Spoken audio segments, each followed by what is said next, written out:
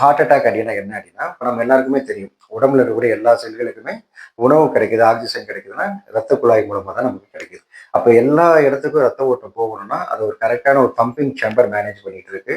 அதுதான் நம்ம ஹார்ட்ன்னு சொல்றோம். ரத்த சுழற்சியை கொடுக்கக்கூடியது தான் ஒரு சேம்பர். அது ரத்தத்தை உருவாக்குறது கிடையாது.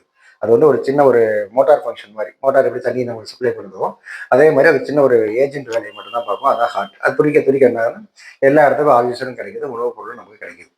அப்ப எல்லா இடத்துக்கும் நமக்கு ஆரோக்கியமா இருக்கிறதுக்கு காரணம் அந்த ரத்த ஓட்டங்கள் எல்லா இடத்துலயும் கிடைக்கிறது தான்.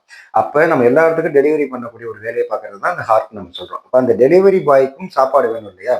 எல்லாத்துக்கும் சாப்பாடு கொடுக்குற டெலிவரி பாயா இருந்தாலும் அவங்களுக்கு ஒரு சாப்பாடு தேவை. அப்படி அவங்களுக்கு உணவு கொடுக்கக்கூடிய ரத்த குழாய்களை தான் என்ன சொல்றோம்? கொரோனரி ஆர்டரிஸ்ன்னு சொல்றோம். அப்ப அந்த கொரோனரி ஆர்டரிஸ்ல வரக்கூடிய பிளாக் இன்கேஸ் ஏதோ ஒரு காரணத்தால அந்த ரத்த குழாய் வந்து உணவு கொடுக்கக்கூடிய டெலிவரி பாய்க்கு கொடுக்கக்கூடிய சாப்பாடுல ஏதோ ஒரு தட்டுப்பாடு வருது அப்படின்னா அந்த டெலிவரி பாய் பயங்கி சோர்வா இல்லையா, அதை தான் நம்ம ischaemic heart attack myocardial infarction நம்ம சொல்றோம். அப்போ குறிப்பிட்ட இடங்கள்ல அவங்களுக்கு உணவு கிடைக்காதப்ப அது குறிப்பிட்ட செல்கள் டேமேஜ் ஆகிறது தான் ஹார்ட் அட்டாக் அப்படின்னு நம்ம சொல்றோம். அதுதான் நமக்கு எப்படி இருக்கும்னு பார்த்தீங்கன்னா ஒரு பெயினோட சேர்ந்த மாதிரி இருக்கும். இன்னொரு சந்தேகம் எல்லாருக்குமே வரும். செஸ்ட் பெயின் காமனா பார்த்தீங்கன்னா கேஸ்ட்ரிக் கம்ப்ளைண்ட்லேயே வருது. அதே சேம் அஸ்யூஷுவல் நீங்க நல்லா அழுத்துற மாதிரி வருது. ஒரு சில டைம் அதே லெஃப்ட் ஹேண்ட்ல பரவுற மாதிரி வருது. ஒரு சில டைம் பேக்ல பெயின் வருது.